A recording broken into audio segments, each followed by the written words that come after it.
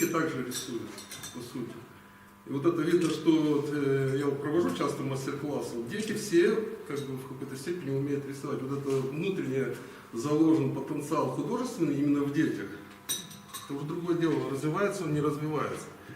И человечество вот как бы пронесло вот эту любовь к творчеству, к изобразительному даже тогда. То есть выразить свои мысли, свои... написать нужно книгу, сказать. То есть это, по сути, книга жизни какой-то.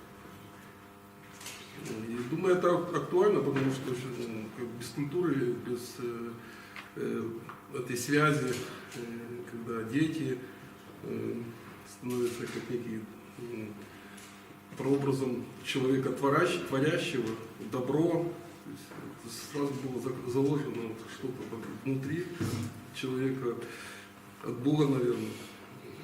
Любовь к творчеству, любовь к изобразительному умению.